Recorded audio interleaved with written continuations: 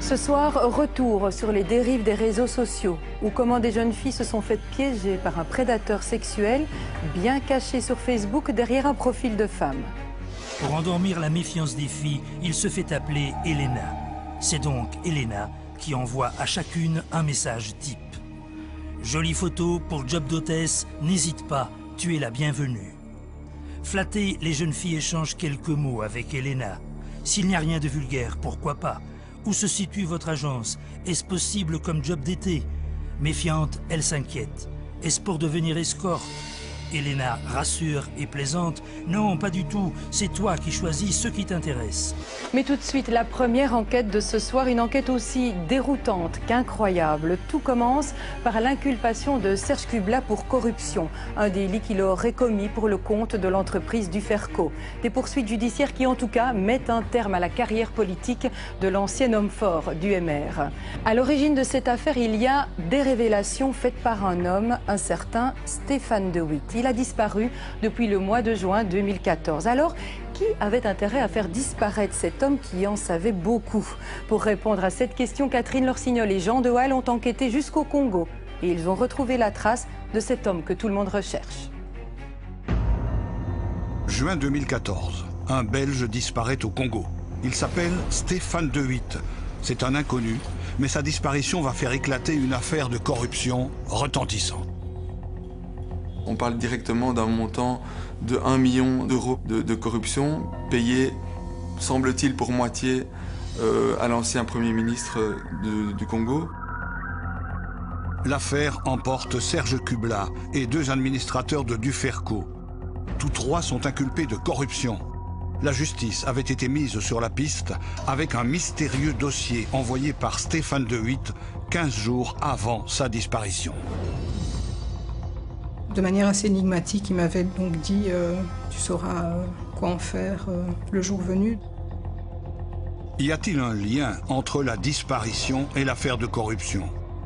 Sur cette énigme plane aussi l'ombre d'une femme, aussi belle que mystérieuse, celle de la compagne de Stéphane De Witt, Odette Maniema Krempin, une soi-disant princesse au passé trouble. Cette Odette a transformé notre fils. Ce garçon a été complètement manipulé. La mystérieuse princesse a-t-elle quelque chose à se reprocher? Qu'est-il réellement arrivé à Stéphane De Witt? Pour le savoir, nous avons enquêté en Belgique, en Allemagne et au Congo. Elle est vraiment géniale quand il s'agit de tromper quelqu'un. Les sous qu'ils recevaient, ils les ont mis dans leur poche. Stéphane De Witt est-il la victime de la princesse Odette ou son complice? Une affaire trouble sur une toile de fond digne d'un polar. Pourquoi a-t-il disparu? Une enquête aux multiples rebondissements.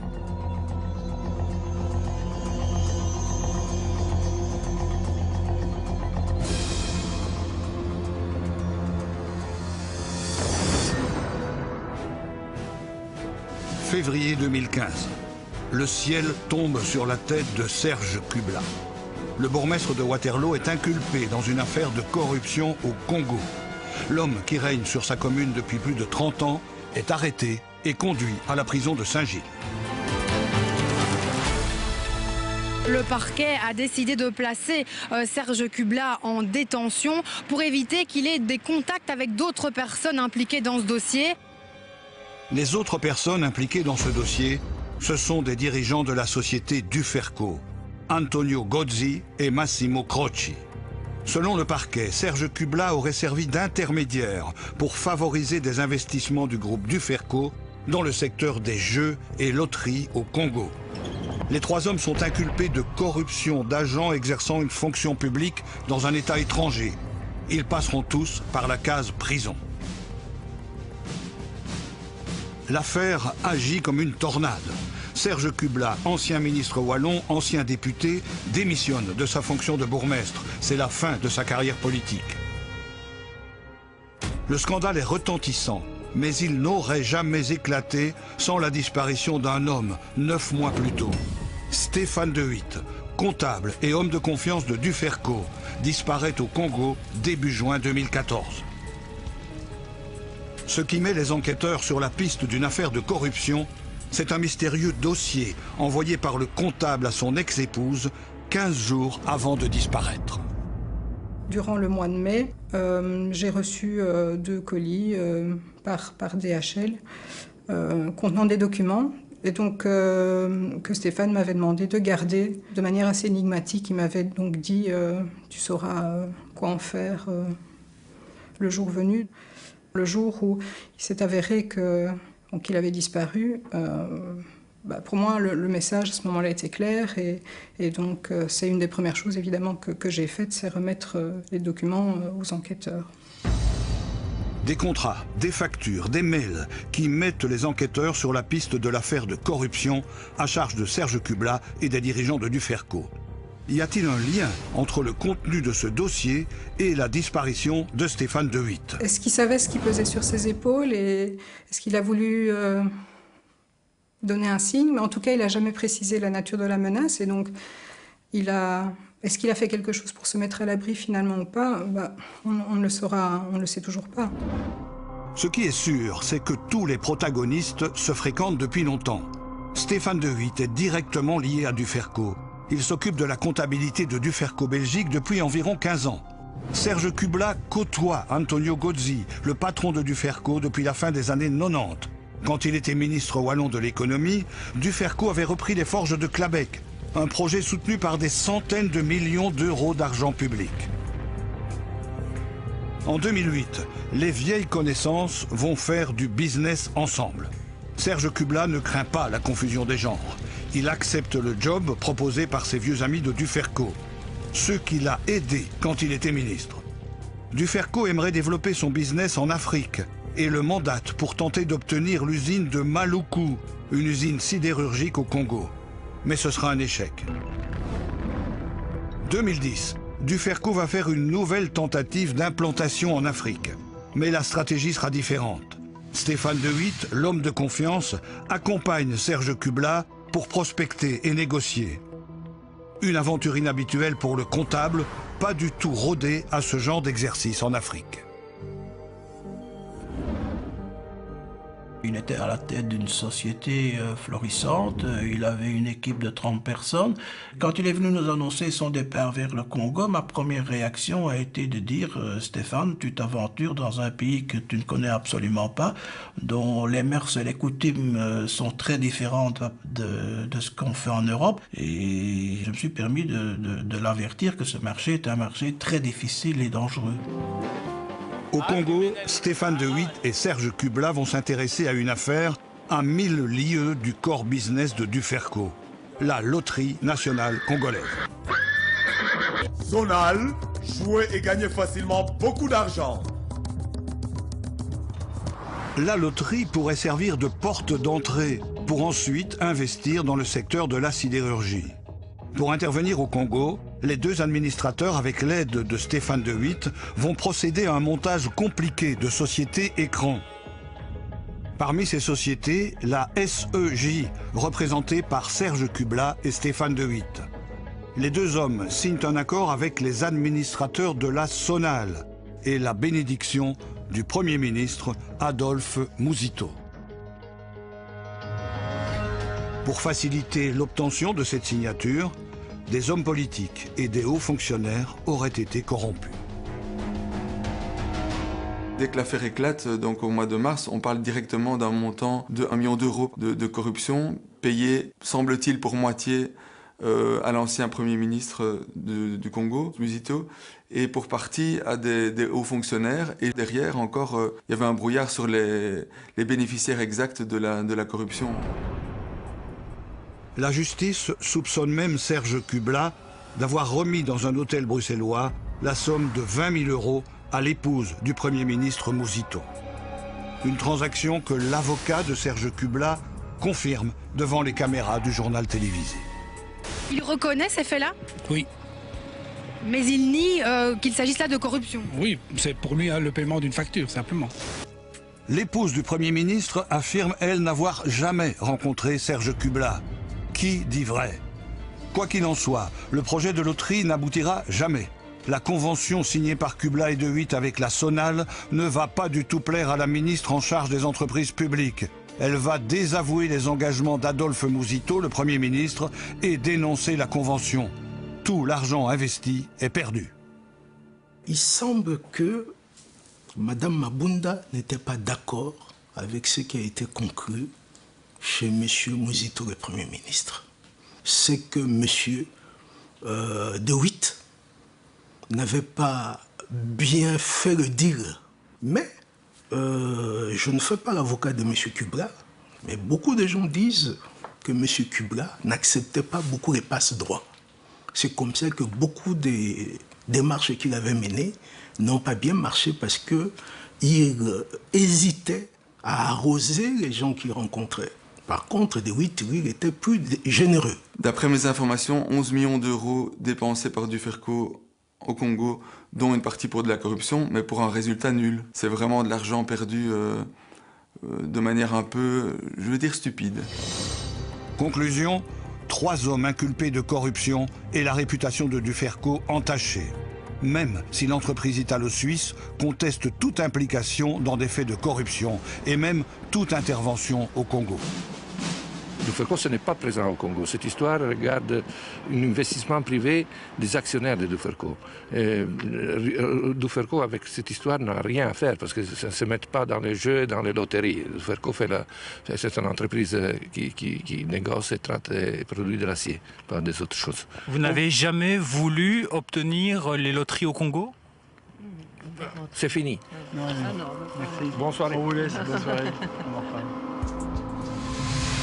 Pourtant, sur cette facture, publiée par le Soir Mag, une facture de 60 000 €, il apparaît que Serge Kubla a bien été payé par Duferco via une société constituée à Malte, un paradis fiscal. 60 000 € pour prospection en Afrique et création d'une entreprise au Congo, pile au moment des négociations avec la loterie congolaise. On peut dès lors établir un lien entre les activités de Kubla au Congo, parce que les frais de consultance sont liés à ça, Duferco d'une part et le Congo. Il y aurait eu plusieurs factures envoyées par Serge Kubla à Duferco. Au total, on parle d'un montant de 240 000 € de frais de consultance annuels sous forme de factures trimestrielles. Après l'épisode lamentable de la Sonal, Kubla se retire de l'aventure congolaise. Elle lui vaut aujourd'hui une inculpation de corruption. Depuis, il refuse de s'exprimer. Serge Kubla parti, que devient Stéphane De Witt? Avec les administrateurs de Duferco et d'autres partenaires, il va retenter sa chance dans le secteur du jeu au Congo en lançant LPS en mars 2012. Cette société offre une opportunité aux joueurs de gagner beaucoup d'argent sans tracasserie. Stéphane ne veut pas d'un nouvel échec. Il croit en ce nouveau projet dans lequel il va s'investir corps et âme. Nous voulons jouer en toute transparence. Le joueur, il parie et puis il passe au guichet et il se fait payer directement. C'est donc parti. Chez LPS, jouer, c'est gagner. Ce slogan ne leur portera pas chance. L'aventure LPS aussi va mal se terminer en janvier 2013. C'est un véritable fiasco. Il a dépensé de l'argent, il a recruté du personnel, non seulement à Kinshasa, mais aussi à Lubumbashi. Et il a dépensé tellement de l'argent, comme nous avons appris de nos sources, qu'à un moment donné, il n'était même plus capable de rémunérer le personnel. Certains partenaires locaux sont furieux. Cette mésaventure va conduire le comptable en garde à vue à Kinshasa. Une de ses prestataires de services au niveau du projet de loterie va déposer plainte contre lui parce qu'elle n'a pas été payée. Et donc, Elle va déposer plainte pour détournement de fonds et ça va résulter donc dans l'arrestation de Stéphane. Stéphane est accusé de détournement de fonds envoyés par Duferco pour payer les salaires de LPS. Accusation fondée ou non, les ennuis semblent en tout cas s'accumuler à cette époque. Je crois que à un moment donné, il y a eu un clash entre lui et ses mandants de Duferco pour mauvaise gestion. Parce qu'au fond, il n'a atteint aucun objectif. La Sonal, échec. Les jeux, échec. Donc, il a raté sa mission. Dans le courant de l'année 2013, Stéphane De Witt se retrouve donc en situation délicate au Congo. Y a-t-il un lien entre sa disparition et son business dans le secteur du jeu? En savait-il trop sur les activités de Duferco? A-t-il eu des ennuis avec d'autres partenaires sur place? Il y a en tout cas un autre élément troublant. À l'époque où il a disparu, Stéphane s'était définitivement installé au Congo avec une compagne congolaise, la princesse Odette Maniema Krempin. Étrangement, cette dernière va attendre 25 jours pour signaler sa disparition. La seule personne qui s'inquiète du silence de Stéphane, c'est son ex-épouse. Elle n'arrive plus à le joindre depuis une dizaine de jours. Faute d'avoir de réponse de sa part, j'ai envoyé un mail à sa compagne, Odette, pour avoir plus de nouvelles. Quand elle m'a répondu, elle ne semblait pas s'inquiéter, elle semblait plutôt dire oui, je vais lui transmettre ton message, donc je dis rien d'alarmant. Chère Sigrid, j'ai informé Stéphane à propos de ton mail. Mais Stéphane ne rappellera jamais. Inquiète, son ex-épouse va finalement signaler la disparition aux autorités belges. Odette va alors faire de même. Le 25 juin, elle se rend à l'ambassade de Belgique à Kinshasa. Elle formule une troublante déclaration aux autorités belges. Et dans ces déclarations, elle a dit qu'elle était sans nouvelles de Stéphane depuis le 1er juin. Or, 10 jours après, plus de 10 jours après, elle me répond d'une manière très, je vais dire, enfin, sans s'alarmer, en me disant qu'elle transmet mes messages, donc vraiment rien qui puisse laisser entendre qu'elle est elle-même sans nouvelles de lui. Pourquoi la princesse Odette attend-elle 25 jours pour s'inquiéter? Une attitude étrange. Ce n'est pas la première fois que les proches de Stéphane s'interrogent sur le comportement d'Odette. Dès le début de sa relation avec Stéphane, elle aurait tout tenté pour le couper de sa famille. Et en 3-4 mois, notre relation, qui était exceptionnelle, a complètement été transformée. Nous avons constaté des absences de contact, des absences téléphoniques, des absences de messages. Elle s'est opposée, elle s'est interposée à toute communication et tout contact avec mon fils. Donc, il n'a plus été capable de discuter avec nous. Qui est la mystérieuse Odette Maniema Krempin? C'est elle ce qui est arrivé à Stéphane De Witt. Stéphane rencontre Odette à l'été 2012 sur un vol Bruxelles-Kinshasa en business class. Le comptable est tout de suite impressionné par cette très belle femme qui se présente comme une princesse, riche femme d'affaires vivant entre le Congo et l'Allemagne. Mein Name ist Prinzess Odette Maniema Krempin. Ich komme aus Kongo und ich bin die Honorarkonsulin der Demokratischen Republik of Congo in Frankfurt am Main. C'était une personne qui avait une notoriété ou qui aurait eu une notoriété incroyable, venant d'une famille très riche dont les ancêtres ou grands-parents, arrière-grands-parents étaient des rois du Katanga. Donc c'était une princesse qui avait pignon sur rue, qui n'avait que des qualités, qui n'avait que du charme pour lui, de l'amour pour lui, et c'était vraiment la personne qui allait vraiment définir le futur de sa vie. À cette époque, tout va bien pour Stéphane. Il a lancé sa société de loterie LPS et vient de rencontrer l'amour de sa vie. Mais très vite, il échoue avec LPS. Malgré l'échec, il veut absolument rester auprès de sa princesse et adopte un comportement qui inquiète sa famille. Il a vendu sa société commerciale, il a soldé ses différentes épargnes en Belgique et voilà. Mais quand et comment l'argent est parti, et où l'argent est arrivé, ou ce qu'il en a fait, non, aucune information.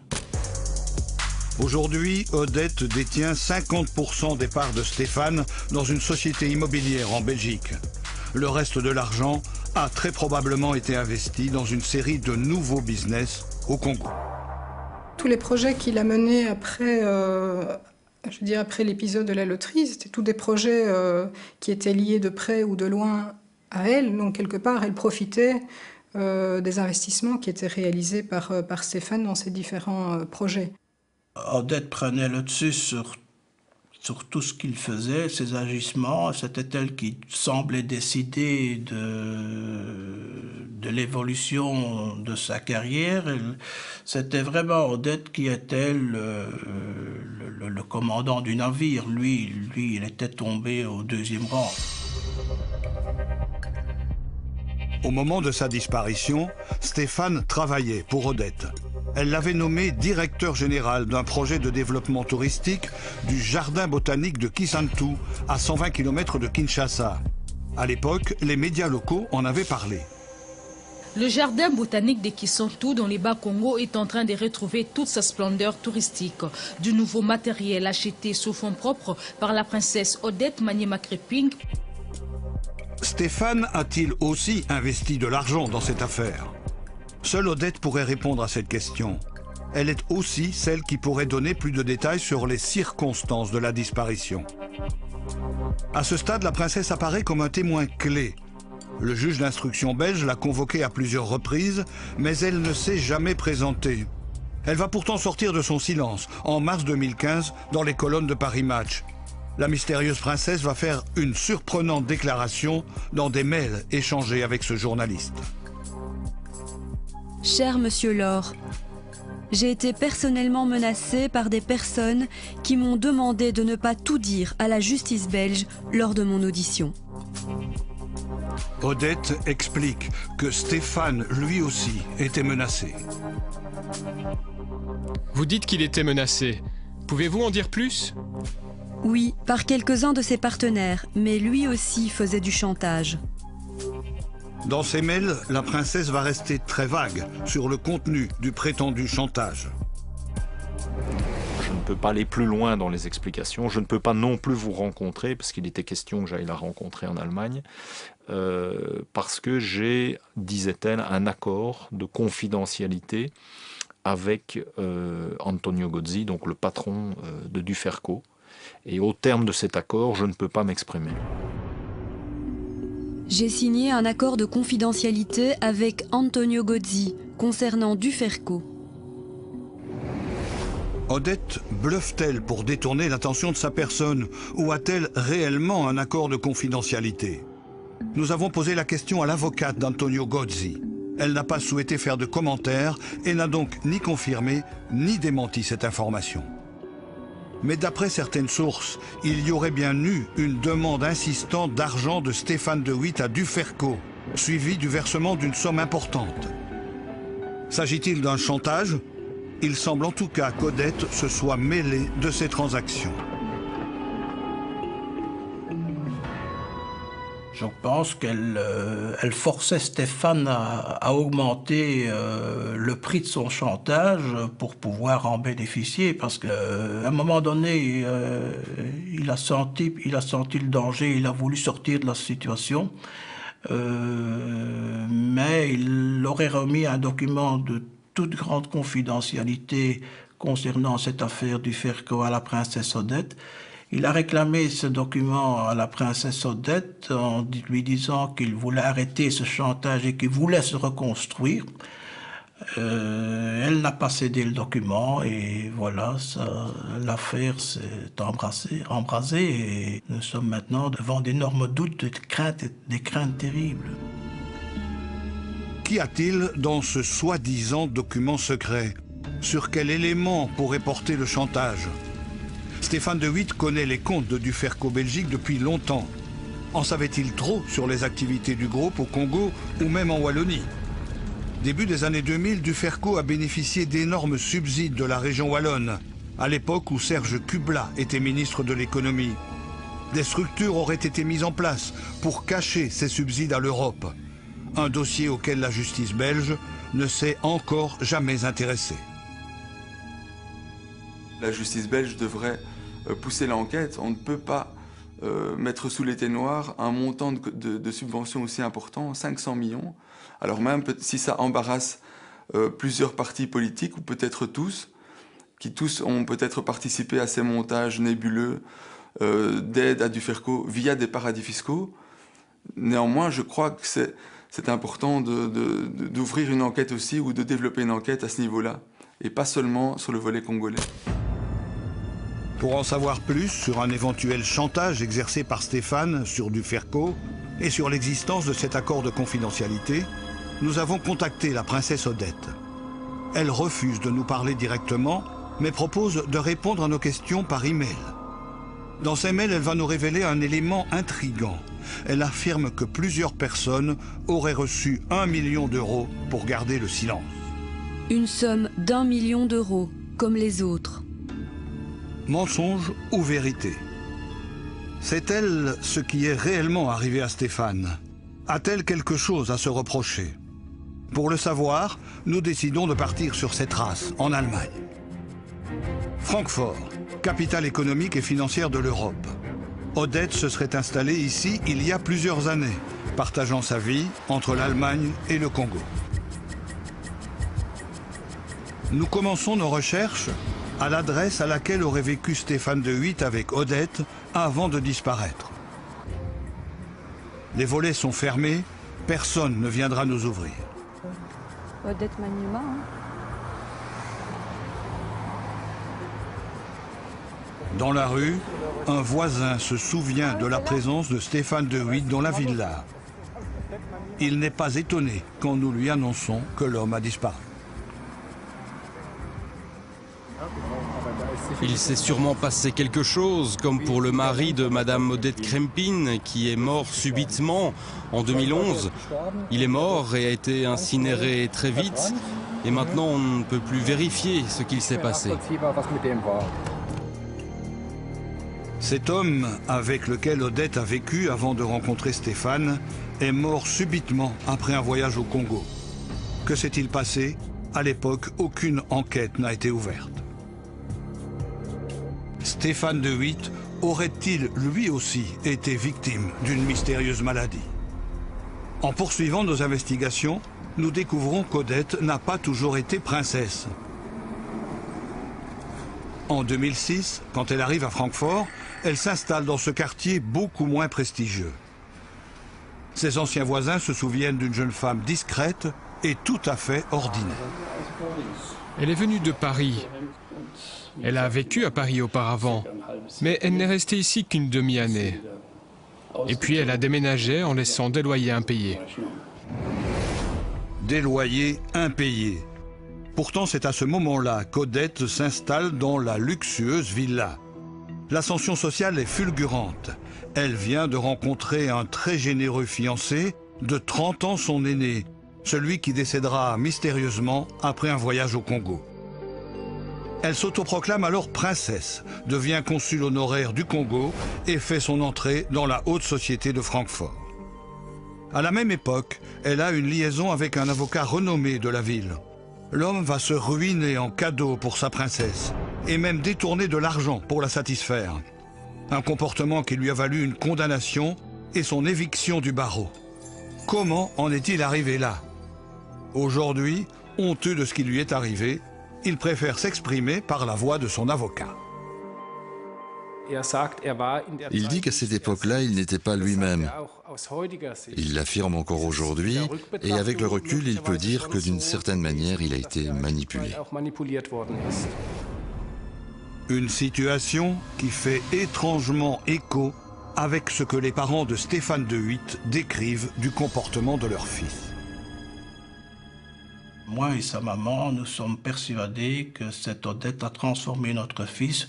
De quelle façon ou par quelle manière ou par quelle intervention, Ça, je ne sais pas vous répondre, puisque je n'ai jamais rencontré ce personnage, mais je peux vous dire que ce garçon a été complètement manipulé.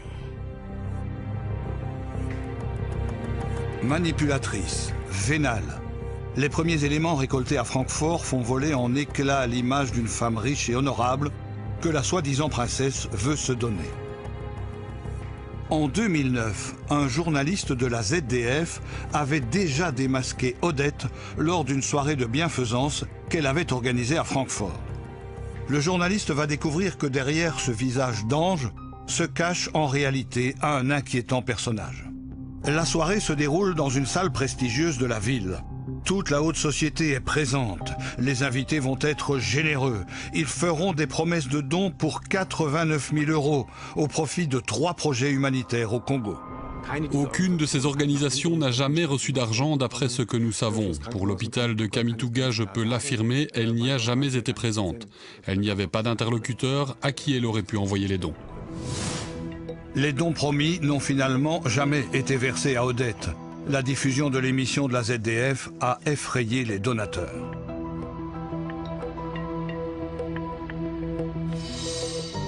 Ce n'était pas la première fois qu'Odette montait une arnaque à la charité. En 2003, elle avait dû quitter la Namibie après avoir organisé une récolte de fonds en faveur de la lutte contre le sida. L'argent récolté n'a jamais été versé à aucune organisation. En 2009, en Allemagne, toutes ces révélations avaient fait scandale. Le parquet de Francfort avait ouvert une enquête à l'époque, mais les poursuites avaient été abandonnées faute de preuves. Et la princesse s'était fait oublier pendant quelques années. En 2012, quelques semaines avant de rencontrer Stéphane de Witt, elle organise son grand retour. Elle se présente désormais comme présidente de la SOMIMA, une importante entreprise minière congolaise. Pour redorer sa réputation à Francfort, elle fait appel à un ancien agent des services de renseignement allemands, reconverti dans la communication d'entreprise. À l'époque, Odette voulait faire des affaires au Congo avec quelques grandes entreprises allemandes. Naturellement, les échos négatifs de la presse n'allaient pas l'aider dans ses affaires. Donc elle devait se préoccuper d'apparaître à nouveau de manière positive dans les médias pour ensuite, c'était planifié et cela a été réalisé, pouvoir aller avec des représentants de ces firmes au Congo, leur montrer là-bas sa mine, pour démontrer combien elle est efficace et à quel point cette mine est rentable et la façon extraordinaire dont les gens sur place travaillent. Une multinationale, une mine, Odette serait-elle devenue une véritable femme d'affaires? Nous décidons de nous rendre à l'adresse des bureaux de la SOMIMA à Francfort pour en savoir plus. Un de ses collaborateurs pourra peut-être nous renseigner sur ce qui est arrivé à Stéphane de Witt. Bonjour, nous recherchons l'entreprise SOMIMA.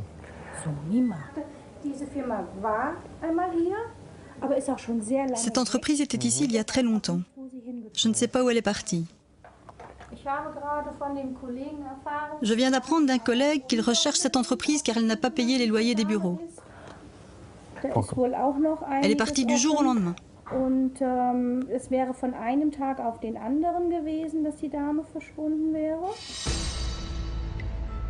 Un départ précipité, 1 mois avant la disparition de Stéphane de Witt.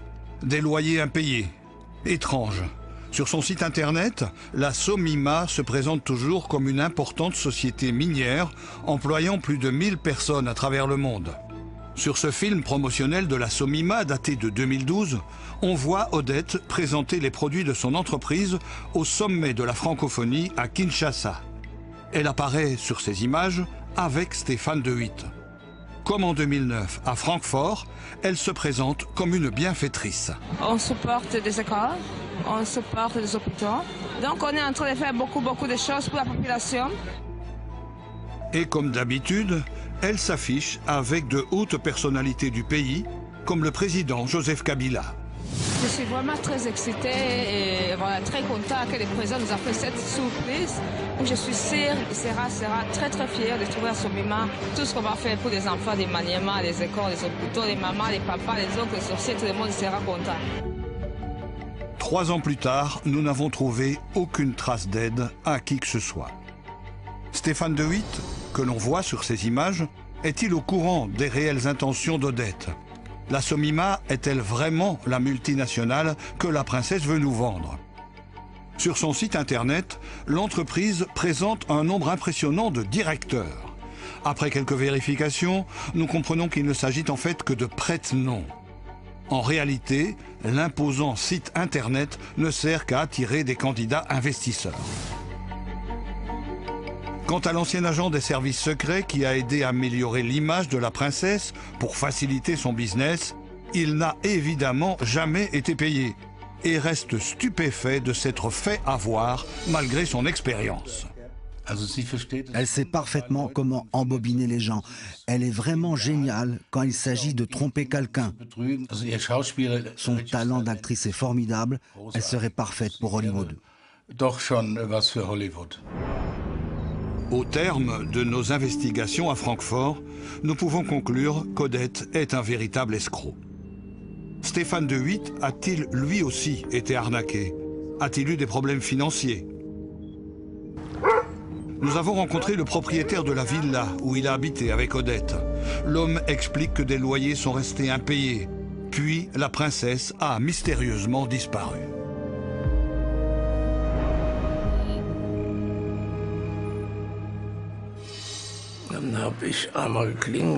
J'ai été sonné parce que je voulais savoir ce qu'il se passait.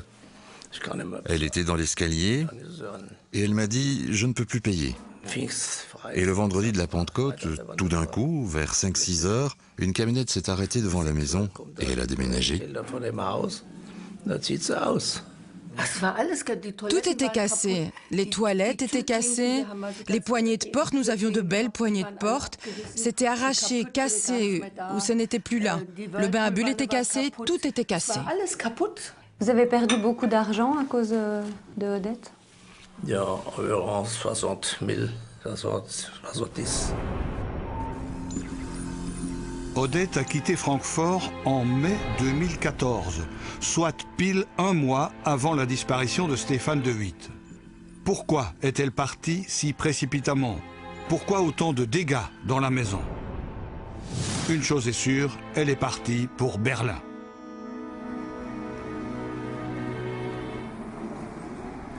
Dans un quartier tranquille, nous avons retrouvé l'adresse de son appartement. Sur le palier, nous tombons sur le facteur.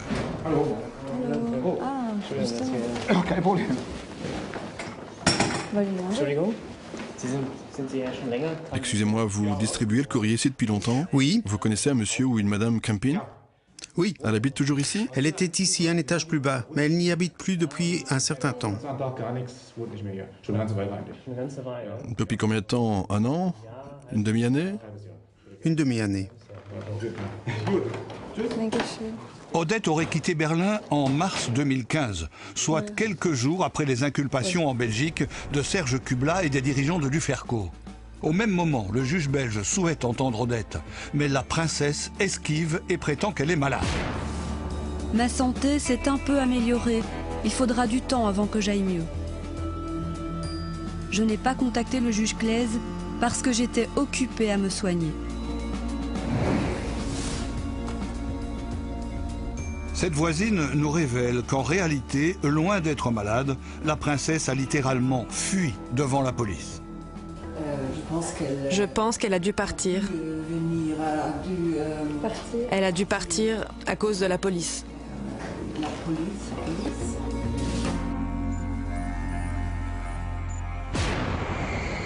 Les policiers la recherchent. Mais tout ce qu'ils trouvent, c'est une voiture, une Ferrari en leasing abandonnée dans un garage. Et comme d'habitude, un propriétaire qui reste avec des loyers impayés. Mais avant de s'enfuir, Odette Maniema aurait arnaqué une voisine. Elle disait que sa voiture avait été volée avec tous les papiers et qu'elle devait d'urgence réserver un vol. La voisine était si gentille qu'elle lui a réservé un vol via son ordinateur. Mais elle n'a jamais revu l'argent. Et après, Odette a disparu. Un vol pour le Congo? Non, non, c'était un vol intérieur. À ce stade, Odette n'est plus un simple témoin. Sa fuite devant la police, son refus de parler au juge la rendent suspecte. Où est-elle aujourd'hui? personne ne peut le dire. C'est elle ou est Stéphane de Witt? C'est elle ce qui lui est arrivé? A-t-il été assassiné? Nous décidons de poursuivre notre enquête au Congo. Pour entrer en République démocratique du Congo, notre demande de visa doit être argumentée. Mais l'objet de notre reportage ne va pas plaire du tout aux autorités congolaises. Elles vont nous refuser l'accès au territoire. La mission de rechercher les personnes disparues est dévolue à la justice. Je suis au regret de ne pouvoir vous accorder l'autorisation sollicitée. Pourquoi ce refus? Ont-ils quelque chose à nous cacher? Pour le savoir, nous avons pris contact avec une journaliste congolaise. Elle va investiguer pour nous. Nous apprenons tout d'abord qu'aucune enquête judiciaire n'a été ouverte sur place. Bizarre.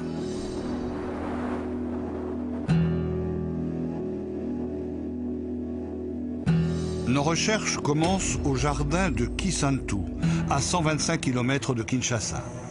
C'est là que Stéphane de Witt travaillait avant de disparaître. Il était le directeur général d'un projet touristique appartenant à Odette en partenariat avec le jardin botanique. Sur place, aucune trace de la princesse. Nous découvrons que le couple est parti en laissant un goût amer au personnel. Ils avaient convenu de construire les hôtels, des jeux pour les jeunes et pour les loisirs des touristes. De tout cela, ils n'ont rien fait. Plus grave, leur personnel n'aurait jamais été payé. Cette situation a duré plusieurs mois, provoquant la colère des travailleurs. Pendant la collaboration, ils ont pris nos biens. Ils encaissaient tout l'argent ramené par le restaurant, la pépinière, les tickets d'entrée. Tout ce qui faisait rentrer l'argent pour que nous puissions vivre arrivait dans leur poche. En fin de compte, notre direction a pris une décision. Ils ont été suspendus. Il leur a été interdit d'avoir une activité au sein du jardin. Les sous qu'ils recevaient, ils les ont mis dans leur poche. Ils les ont mis dans leur poche et ils sont partis avec. Monsieur et madame sont partis avec l'argent. Nous n'avons rien reçu. Stéphane et Odette se sont évaporés, une fois de plus en laissant des dettes. Mais les circonstances du départ de Stéphane sont intrigantes.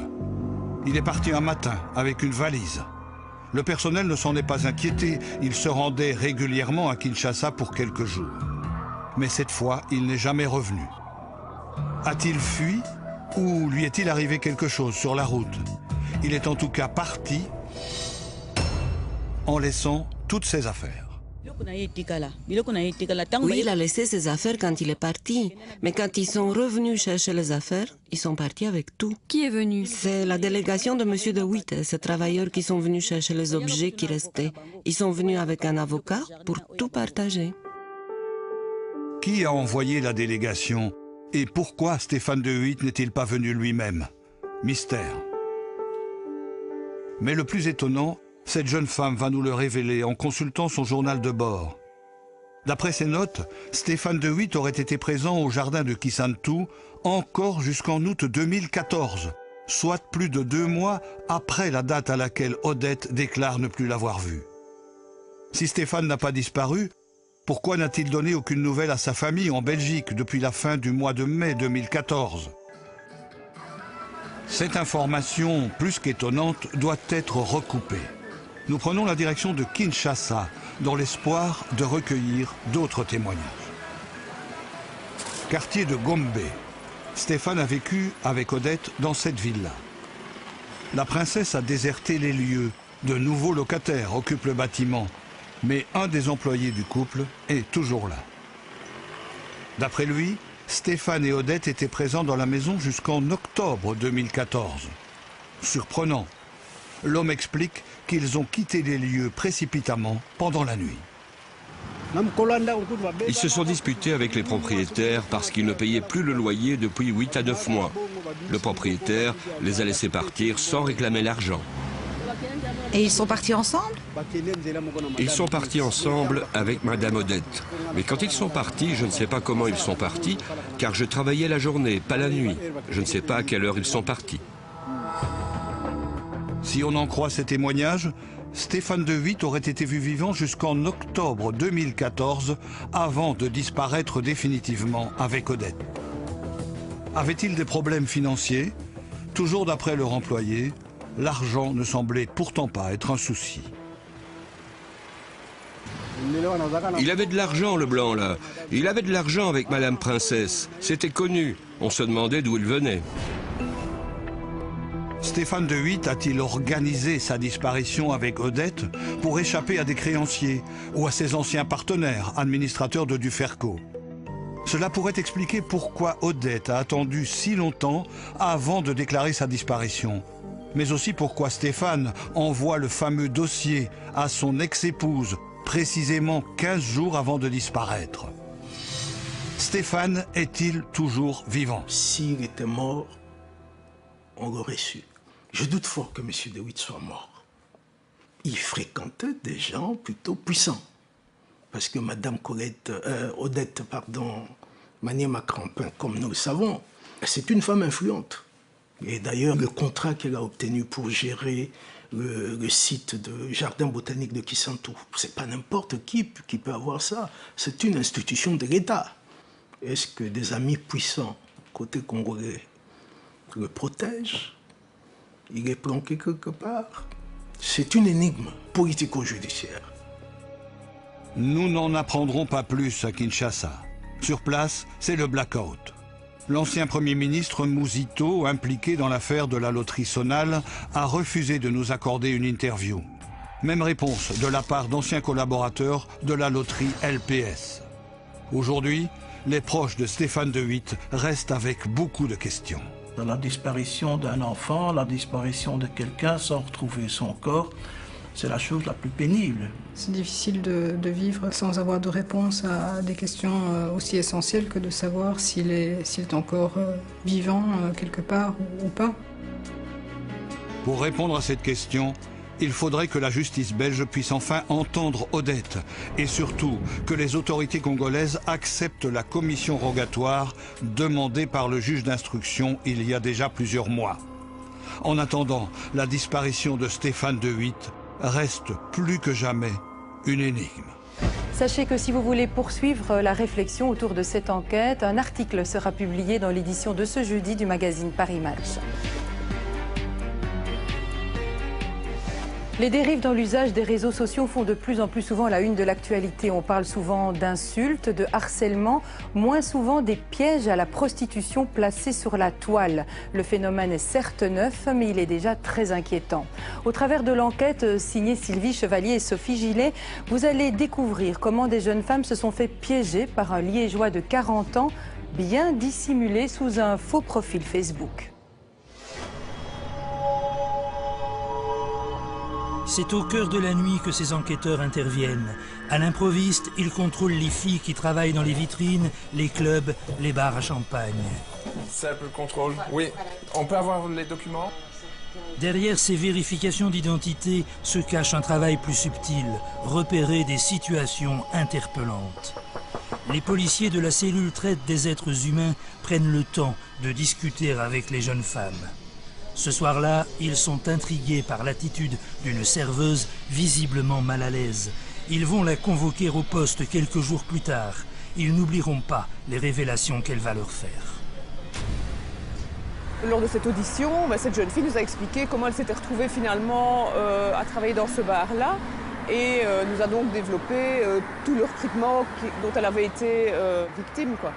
C'est parce que finalement vous allez gratter derrière les apparences que vous trouvez le dossier. Oui, tout à fait. Si on ne la reconvoque pas, évidemment, on passe à côté, ça c'est clair. Oui. C'est sur une vaste affaire de cybercriminalité que les enquêteurs viennent de tomber.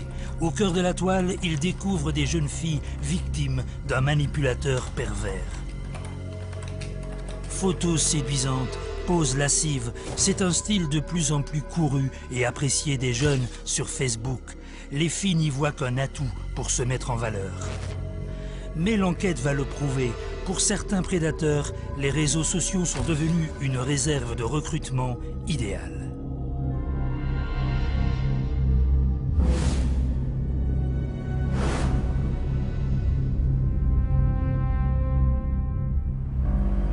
À la cellule traite des êtres humains, Luc Montfort a dû travailler sur de nombreux dossiers sordides et compliqués.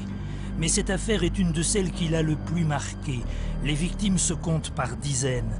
Des jeunes femmes forcées à se prostituer alors qu'absolument rien ne les prédestinait à emprunter un jour un chemin aussi chaotique.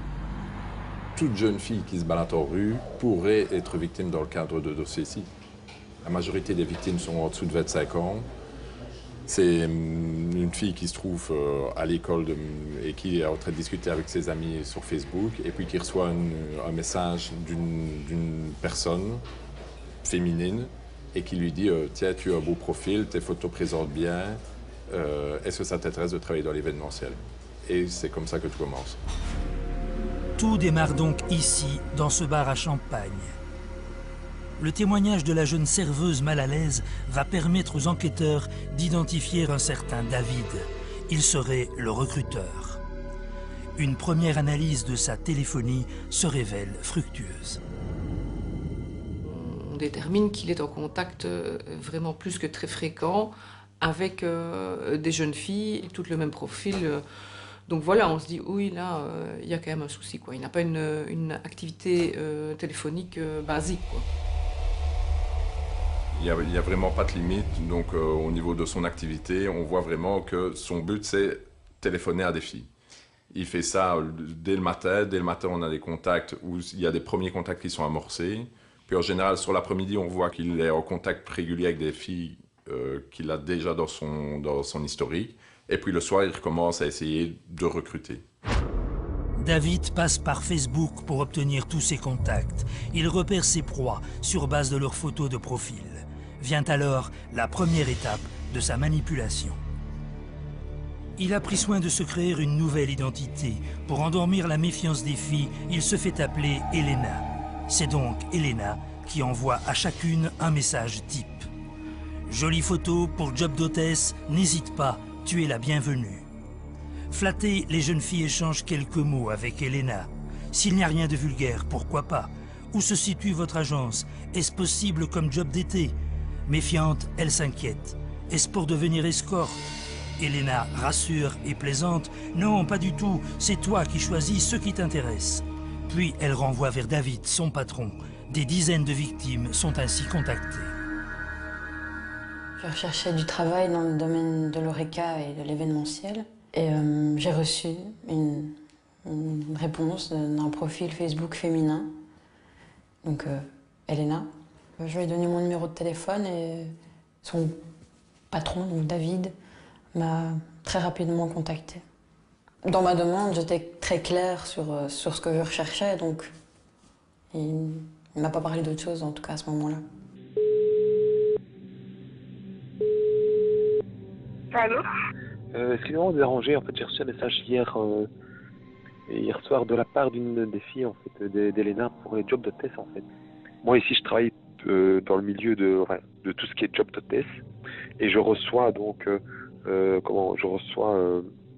différentes offres en fait, parce que je travaille pour différentes boîtes, c'est-à-dire je travaille pour des agences privées, indépendantes, événementielles. Il m'explique qu'il a une société dans laquelle il travaille beaucoup de filles qui le contactent pour travailler avec lui, qui va un petit peu partout, en Belgique, en France, qui est presque international. Il utilise une voix vraiment très mielleuse, il essaye d'être le plus neutre possible au niveau de sa voix. Il prévient directement de toute façon que c'est du noir. Donc la personne se met directement en confiance, ben oui, c'est un gars qui a quand même l'habitude. On m'appelle, on me dit, voilà David, bonjour, est-ce que tu aurais pour telle date, j'aurais besoin d'un 10 jockeys, tu aurais 3 hôtesses, est-ce que tu aurais 5 portiers? Vous voyez, moi je fais juste passer le message. Mais ici, voilà, on a du plus petit, les offres que je fais, c'est du plus basique. Vous voyez, dans un carrefour, c'est la présentatrice de nourriture, comme dans l'extrême, des jobs d'accompagnement. Vous voyez, je veux dire, moi je reçois de tout, je les propose aux filles, c'est elles qui décident si ça les intéresse ou pas, hein, voilà. Ces échanges téléphoniques, les enquêteurs les ont écoutés durant des heures. Ils ont décortiqué des dizaines de conversations et constaté qu'à chaque fois, David utilise la même stratégie. Il parle d'abord du travail dans l'événementiel et laisse juste entendre qu'il peut aussi proposer d'autres jobs beaucoup plus rentables. Puis il revient à l'événementiel avant de citer à nouveau les bars à champagne, mais sans expliquer de quoi il s'agit. Dans bar à champagne, c'est pas le même travail. Les mots sexe, client, escorte sont soigneusement évités, mais il répète souvent événementiel et argent de poche. David endort au fur et à mesure les craintes de ses victimes. Il n'hésite pas aussi à surfer sur les clichés de gloire et de célébrité qui peuvent tenter les jeunes filles. C'est juste un choix de vie. Voilà, c'est pour chacune. Il n'y a pas de jugement à avoir. Vous voyez, je veux dire. Ici, Elena, je ne sais pas si vous avez un peu parlé avec elle. Elena, elle a tout fait. Elle est venue avec moi à Monaco. Elle a 22 ans. Ça fait même pas un an et demi qu'elle fait ça. Elle a déjà connu Gad Elmaleh, 50 Cent, elle a connu Patrick Bruel, elle a connu Karim Benzema. Dès qu'une fille laisse entendre qu'elle serait éventuellement intéressée, clac, il s'agrippe à ça. Et alors il est parti pour des minutes et des minutes et des minutes de présentation du job. Il essaie de trouver leurs points faibles. Si elles ont besoin d'argent, ben, il va insister là-dessus.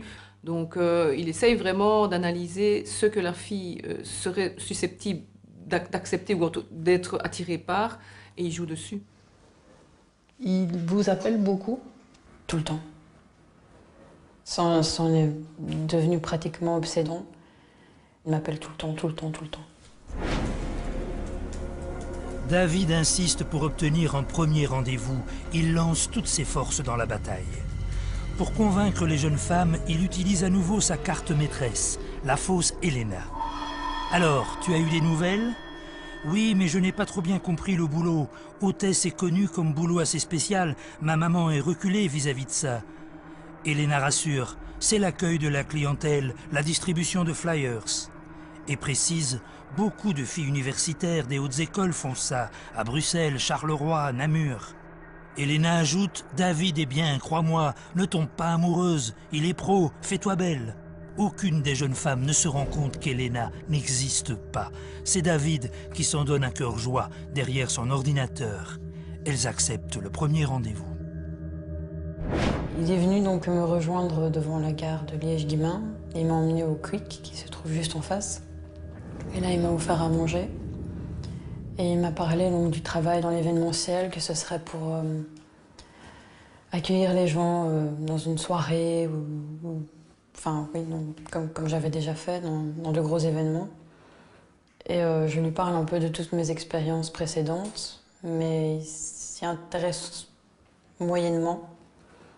Et puis il me promet de me recontacter si jamais il a du travail.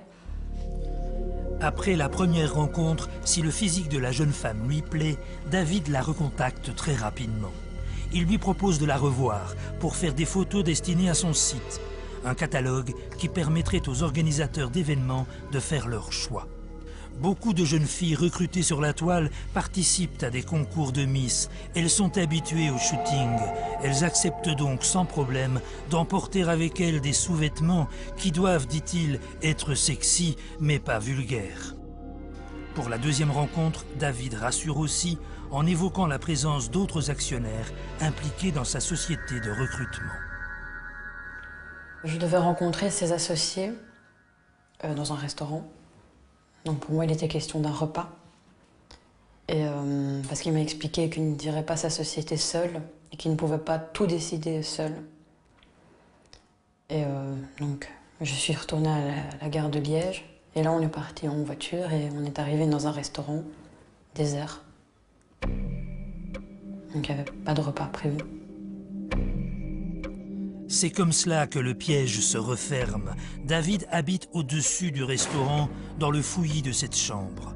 Après la séance photo, il force la fille à des relations sexuelles.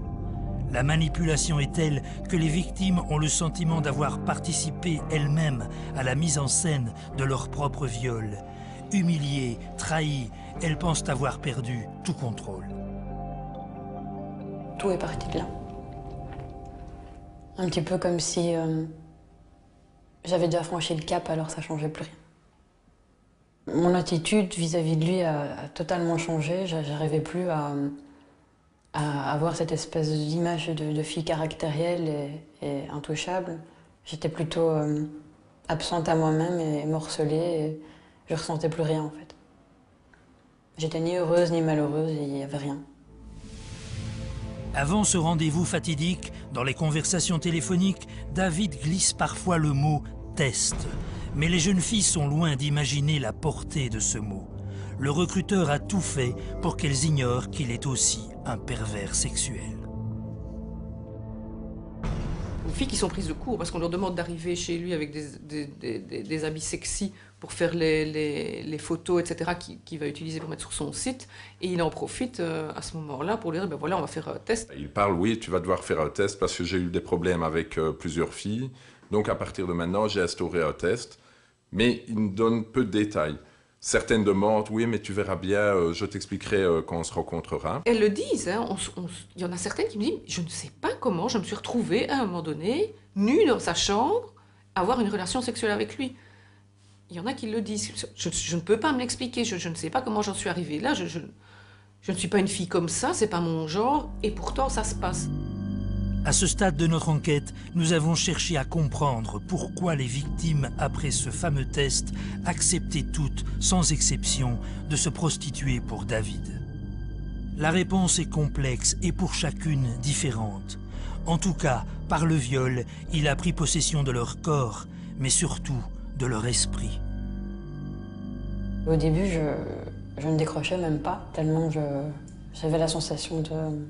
Enfin, je ne comprenais pas ce qui se passait, j'étouffais, j'avais l'impression qu'il était à côté de moi en permanence, c'était un espèce de matraquage. Tous les jours, j'avais la sensation que je me préparais à aller à l'abattoir, mais j'y allais quand même. Comme si on ne s'est pas reculé? Oui. J'avais déjà sauté dans le lac, alors il ressautait 10 autres fois. David gère l'agenda de ses filles. C'est lui qui les emmène aux différents lieux de rendez-vous. Il les fait travailler aussi dans un bar à champagne. Omniprésent, il isole ses victimes, repère leurs failles et les coupe de tout contact. Je vivais seule, je n'étais plus en internat, donc je ne voyais plus spécialement mes amis, etc. Et j'étais un peu en conflit avec ma maman, donc j'avais pas vraiment un gros repère. J'avais quitté mon copain avec qui j'étais depuis quand même pas mal de temps, donc j'étais un peu toute seule, quoi. J'avais plus vraiment quelqu'un de proche à moi. Et le David, il a su occuper cette place-là? Mais il s'est imposé pour l'avoir, oui. Il s'est vraiment imposé parce qu'il était tout le temps là, quoi. Enfin, vraiment tout le temps là. J'avais des dizaines de messages par jour, il m'appelait, si je répondais pas spécialement, il savait où j'étais parce qu'il savait qu'à part l'école et le travail, je faisais pas grand-chose, donc il savait venir, il passait où je travaillais ou il m'attendait après l'école, quoi. Donc il était tout le temps là, il savait où j'habitais aussi, donc... David met la pression sur certaines de ses filles. Non content qu'elles se prostituent, il les force à en recruter d'autres. Je le fais pas parce que j'ai pas envie de mettre une fille dans le même cas que moi. Par la suite, je suis tellement de nouveau sollicitée que c'est peut-être de l'égoïsme, mais je me dis, allez, tant pis, pour être tranquille, je vais le faire. Et puis elle aura qu'à refuser si elle est plus maligne ou plus forte que moi, quoi. Donc c'était en soirée où j'ai vu une fille qui habillée très court, qui dansait énormément. J'avais une petite robe noire. J'avais mes longs cheveux blonds. Et il y a une jeune femme qui s'approchait de moi. Et alors elle m'a demandé si on m'avait déjà proposé de faire hôtesse. Et je lui ai dit que non, mais que oui, ça m'intéressait. Donc elle m'a donné un numéro et elle m'a dit qu'on me contacterait demain. Le même scénario va à nouveau se répéter. Mais visiblement, rien n'arrête David. Il sait que cette jeune fille est mineure, mais il lui fixe quand même rendez-vous. On a eu rendez-vous, on parle un peu, et il me demande quand est-ce que je suis libre, les heures, en semaine, le week-end. Et à un moment, il me demande qu'est-ce que tu peux faire. Et je dis comment ça, ce que je peux faire. Il me dit oui, qu'est-ce que tu peux faire, tes prestations sexuelles. Et je lui dis non, c'était pas question que ça, quoi. C'était hôtesse, pour moi, c'était pas ça, quoi. Donc toi, tu as 15 ans à ce moment-là, il le sait. Oui. Du haut de ses 40 ans, David n'aura pas de difficulté à manipuler la jeune fille. Il vient la chercher chez elle et lui fait miroiter un job d'hôtesse dans une discothèque. Comme elle craint que sa mère refuse, elle s'en va donc en pleine nuit, sans prévenir personne. À un moment, il s'arrête et il me dit ben voilà, maintenant qu'on est tous les deux, il faut que tu me montres de quoi tu es capable. Et je dis de quoi je suis capable. Il me dit bah oui, je vais pas te mettre chez un client comme ça, il me faut que tu montres de quoi tu es capable sexuellement. Donc là, je suis toute seule, on est au bord d'une route. Je suis toute seule avec un homme qui a sûrement 40, 45 ans, je savais pas trop non plus. Et puis il passe à l'arrière et il me demande d'y passer. Et là, il me demande de lui pratiquer une fellation. Il était insistant et j'avais peur de ce qu'il aurait pu faire. Voilà. Une fois que ça a été terminé, il me demande... il me dit maintenant on va aller sur le jeu de rendez-vous. C'est là que j'ai compris que j'allais devoir revivre une chose comme ça. Et, il me dit voilà, il me dépose devant un hôtel et il me dit voilà... la personne, le monsieur que tu vois là, tu vas près de lui, tu te présentes, tu dis que tu viens de l'agence qu'il a contacté et tu le suis. Qu'est-ce qui fait que tu pousses cette porte? Le fait que je suis loin, je suis jeune, j'ai pas confiance en moi, j'ai peur de ses réactions, là je connais rien, je connais personne et puis je me sens bête parce qu'à ce moment-là je me dis voilà, t'as quitté chez toi, t'as prévenu personne. Tu sais, si maintenant j'envoie même un message à ma mère ou quoi, elle va rien comprendre. Donc j'y vais, doucement, mais j'y vais.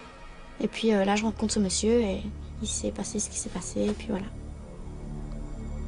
La jeune fille se retrouve démunie. David ne lui donne qu'un seul conseil, cacher aux clients qu'elle est mineure. Après la passe, le proxénète la ramène chez lui et une fois encore, il abuse d'elle. Là, il me demande d'avoir à nouveau un rapport avec lui, chez lui.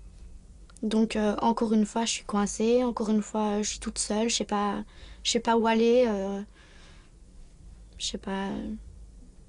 Et puis là, juste avant de partir, il me donne un petit collier avec la lettre D, donc comme il se prénommait David. Et qui m'a demandé de mettre à chaque fois que je venais, en fait. Donc j'avais l'impression d'être quelqu'un qui lui appartenait, quoi, quand j'étais avec lui. Cette nuit-là, quand David ramène la jeune mineure chez elle, elle est prostrée et refuse de parler. Pervers jusqu'au bout, il lui dit qu'Elena, la confidente Facebook, est passée par là. Elle saura trouver les mots pour lui remonter le moral et la conseiller. Je lui dis que j'ai vraiment mal vécu cette soirée-là et que j'ai pas envie de revivre ça. Et alors elle me rassure, etc. Elle me dit si, ça va aller, tu vas voir, David, ça peut être ton confident, il est génial, tu pourras lui parler de n'importe quel problème. Il sera toujours là pour t'aider. Bien, j'ai beaucoup de contacts avec cette fameuse Elena sur Facebook. Et elle a réussi, enfin elle me parlait un peu de son passé, de ce qu'elle avait vécu et de plein de trucs comme ça. Et donc, on a commencé à beaucoup discuter ensemble sur Facebook. Vu qu'on ne peut pas confier certaines choses à notre entourage, parfois c'est plus facile de le faire à quelqu'un qu'on ne connaît pas et qu'on ne voit pas. Toutes ces jeunes filles, que rien ne prédestinait à une telle descente aux enfers, décrivent leur sentiment d'être à bord d'un train fou. Elles ne peuvent en descendre, alors elles tentent de fuir le dégoût qu'elles ont d'elles-mêmes. Après le premier client, dont les rapports avec David, quand je suis rentrée chez moi, j'ai mis tout mon linge à la lessive, j'ai pris une douche, je me suis lavé les cheveux parce que je me sentais sale. Même un bain, je ne savais pas parce que j'avais l'impression de tremper dans mes crasses, c'était une douche. Et le premier soir-là, je me suis fait vomir pour la première fois. Parce que j'avais le sentiment que ça me nettoyait de ce qui s'était passé. On prend des habitudes quand on sait qu'on va y aller. Enfin, moi, je prenais pas mal d'habitudes par rapport aux sous-vêtements que je choisissais ou au parfum que je mettais, etc. Où je me mettais un peu en scène, où je me disais que c'était quelqu'un d'autre que moi. D'ailleurs, j'en parlais à personne de ce que je faisais et c'était... je sais pas pourquoi. C'est un peu pour banaliser la chose, je pense, pour me dire c'est pas toi qui le fais, donc t'inquiète pas, quoi. On a la sensation d'étouffer, sauf qu'il n'y a aucune main qui nous étrangle. On a la sensation que quelqu'un tire les ficelles d'un pantin qu'on devient alors qu'il n'y a pas de ficelle. Qu'on est menacé de plein de choses alors qu'on n'a pas de couteau sur la gorge. C'est difficile à définir. Quand les jeunes femmes essayent de s'en sortir, ne décrochent plus le téléphone, l'homme sait aussi utiliser la menace. J'essayais à chaque fois de trouver des excuses, voilà, avec l'école. Je pouvais pas quitter comme ça. Enfin, je lui inventais certaines choses et il m'a dit de toute façon, maintenant je sais où tu habites, donc j'avais peur pour ma petite sœur, quoi. On part à pied toutes les deux à l'école et on revient à pied toutes les deux de l'école et je me dis, ben voilà, si un jour il nous croise, il pourrait... S'il est assez tordu pour entraîner des jeunes filles mineures là-dedans, ben je sais pas trop de quoi il serait capable, donc... Au début, comme je ne savais pas qu'Elena était David, qu'il n'avait pas de Facebook, je ne savais pas comment il était au courant, mais il a dit le nom de ma compagne, en me disant que les choses pouvaient très vite arriver et les gens être mis rapidement au courant. Et vu que j'étais très amoureuse et que c'était la première fois de ma vie que j'avais une relation saine, j'ai eu très peur de la perdre et j'ai rien dit à qui que ce soit. Proxénète jusqu'au bout des ongles, David demande au client 350 € de l'heure, mais il n'en rend que 90 à la jeune mineure. De l'argent qui brûle les doigts de la jeune fille, mais qui lui donne le sentiment de vivre malgré tout un peu mieux sa vie d'ado. À la maison, voilà, ma mère elle a des revenus normaux, quoi, pas...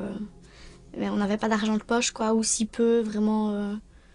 Mais voilà, avec l'école, maintenant, comment ça va, les jeunes filles entre elles, c'est assez cruel. Il faut être habillé d'une telle manière pour être accepté dans un groupe ou être vu comme ci, comme ça. Alors, du coup, oui, avec la première fois, ben voilà, j'ai su m'acheter voilà, les vêtements à la mode.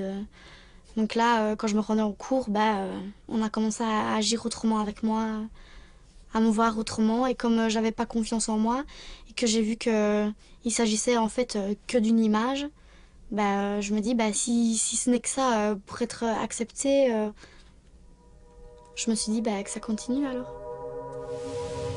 Mais un matin, tout s'arrête. Les jeunes femmes ne sont plus contactées. Subitement, leur téléphone ne sonne plus. David ne les harcèle plus. Cette sonnerie aujourd'hui, dès que je l'entends dans le tram, je sursaute et j'arrive plus à passer au-dessus de ça. Mais quand il s'est fait prendre, je pense que c'était au mois de décembre, en fait j'étais presque inquiète que ce téléphone ne sonne plus. Lorsque David est arrêté, il est pris en flagrant délit. Il s'apprête à tester une nouvelle recrue. Les policiers perquisitionnent chez lui et mettent la main sur des carnets. Chaque page est remplie de prénoms de filles et de numéros de téléphone.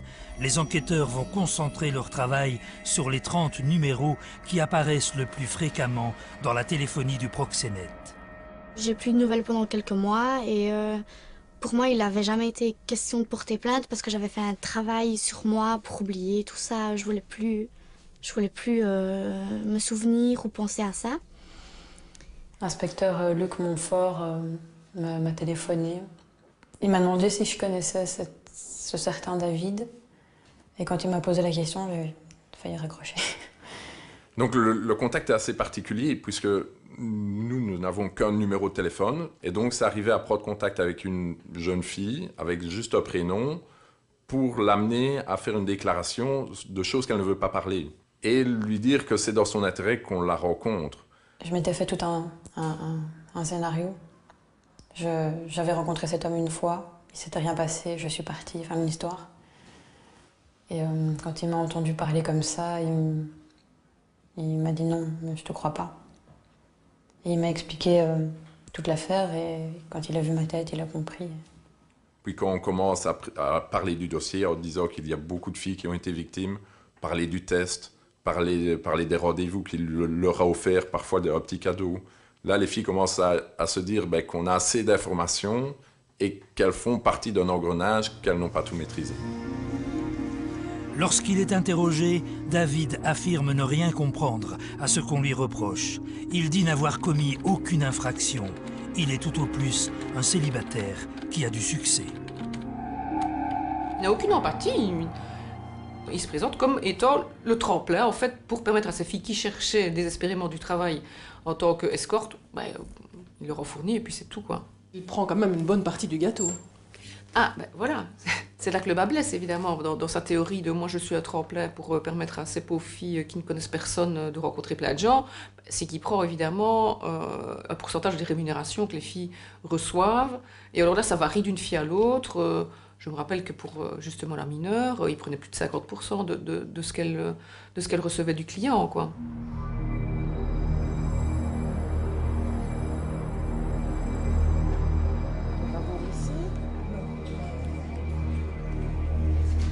Cette fois, David va devoir rendre des comptes à 3 juges, 3 femmes de sa génération. L'as de Facebook, comme le surnomme ironiquement la présidente du tribunal, va jouer profil bas. Dans la salle, la jeune mineure assiste à l'audience. Elle est la seule victime à s'être constituée partie civile. Les autres n'ont pas eu la force de venir. Je voulais y aller. Et quand j'ai pris la décision d'y aller, je crois que j'ai vécu des semaines horribles. Et la veille, j'ai décidé de ne pas y aller. Et dès le lendemain, je me sentais mieux. Parce qu'au final, accepter que ce soit arrivé et accepter d'être une victime, c'est accepter que les choses se soient déroulées et ça, c'est encore difficile. Le tribunal ne ménage pas David. Vous avez manipulé vos victimes via Facebook, telle une madame Dopfire, poussée par le vice, insiste la présidente. Vous avez testé près d'une vingtaine de filles pour savoir de quoi elles étaient capables, puis vous les avez livrées à des clients. La présidente détaillera le parcours de chacune, les viols, dont celui de la jeune mineure. Son père la soutient à l'audience. Mais à l'époque des faits, il ne la voyait que quelques jours par mois. Il n'arrive pas à comprendre que c'est bien sa fille qui a été la proie d'un tel prédateur. J'ai pris connaissance vraiment des faits début du mois d'octobre, quand c'est ma plus grande fille qui accompagnait donc ma fille ici présente, ici même au tribunal. Et c'est depuis ce jour-là où j'ai pu, je veux dire, vraiment entrer en tant qu'acteur dans cette histoire et soutenir donc ma fille. Et je suis vraiment tombé dedans et ça secoue parce que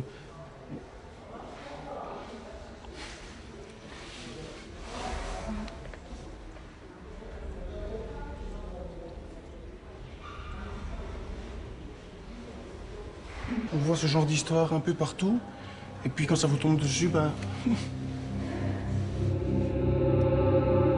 Le tribunal condamnera le proxénète recruteur à 8 ans de prison ferme. Il sera reconnu coupable de traite des êtres humains, d'exploitation de la débauche et de viol.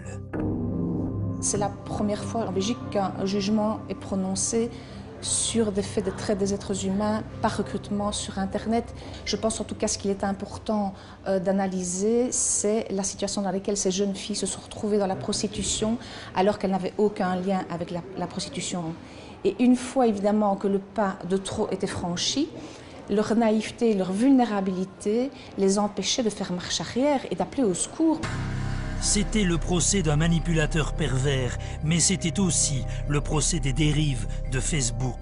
Ce réseau social, les ados pensent le maîtriser. Ils s'y dévoilent parfois sans en mesurer les risques. Aucune jeune fille, même aussi crédule soit-elle, n'accepterait que quelqu'un vienne sonner à sa porte et lui dise « écoute, montre-moi ta poitrine ». Mais sur Facebook, ça se fait. Et en plus, à partir du moment où elle l'a montré, elle ne sait plus récupérer cette image-là, elle est partie. Facebook, c'est un outil, tout le monde est dessus et les jeunes filles, maintenant, elles s'en servent pour se montrer leur corps, parfois en montrer un peu trop pour être reconnues ou parfois pour quelques j'aime, pour quelques appréciations. Elles sont prêtes à en montrer trop d'elles, trop de leur corps. Il faut vraiment garder son intimité. C'est comme ça qu'on attire les mauvaises personnes et c'est comme ça, je pense, qu'ils repèrent les jeunes filles qui ont besoin d'attention et qui sont sensibles. Place maintenant au dernier reportage de la soirée, un reportage un peu particulier car il porte sur un homme sans qui ce magazine n'aurait jamais vu le jour, Gérard Rogue. Gérard Rogue qui, après 38 ans de bons et très loyaux services, prend une retraite bien méritée. Alors comment réussir à résumer sa carrière journalistique, une carrière aussi dense que longue? Eh bien c'est l'exercice périlleux auquel se sont attelés Joël Leclerc, Jean-Michel Deon et Emmanuel Allard. Les années au nom de la loi, l'investigation débarque sur les écrans. Des enquêtes sulfureuses, des centaines de dossiers décryptés. Un style, une méthode, un journaliste. Gérard Rogue, un homme de terrain et une obsession, recouper l'information, fouiller, forcer les portes et cibler l'objectif.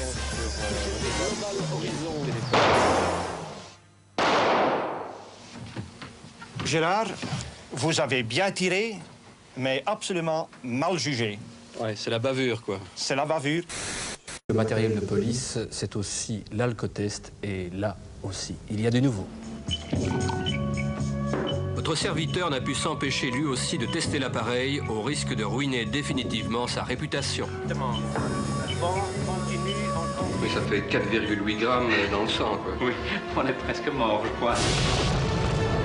Les attentats des cellules communistes combattantes, un des grands dossiers criminels traités en profondeur par Gérard Rogue, tout comme celui de l'assassinat de l'homme fort du Parti socialiste, André Cols.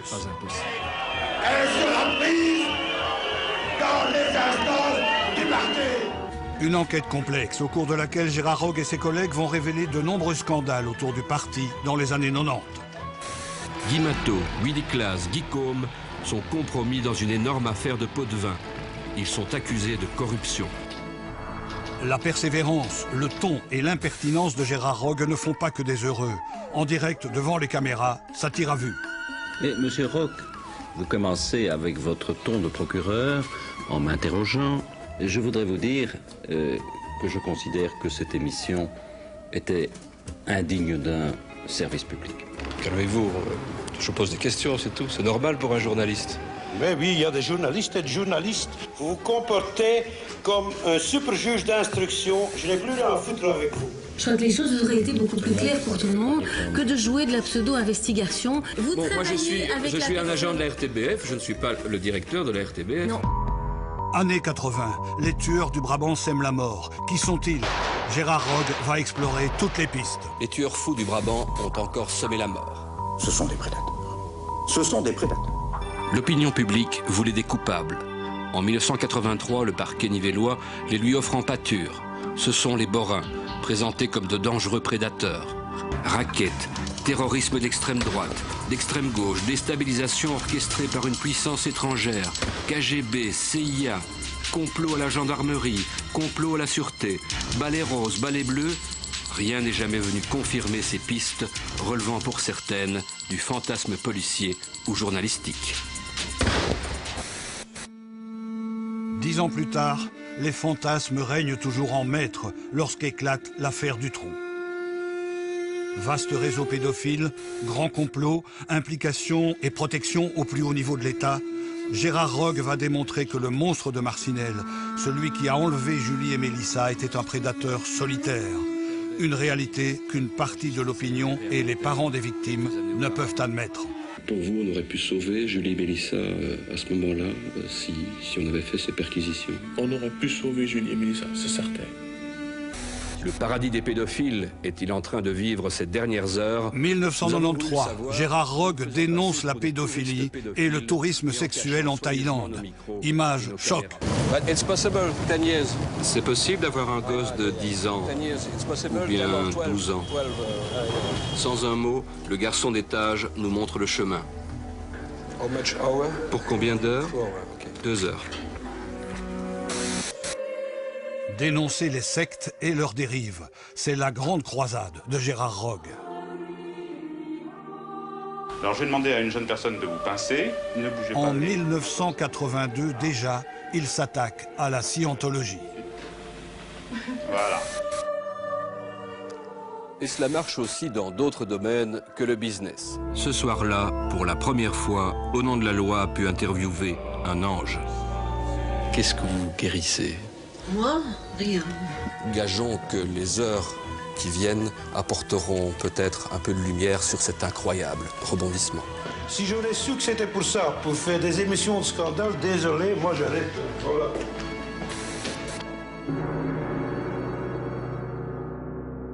Alors Gérard, l'exercice n'est pas simple, on va le tenter quand même si vous voulez bien. Si vous deviez retenir un seul élément marquant de cette belle et longue carrière, lequel serait-il? Oh, ça c'est impossible, Malika.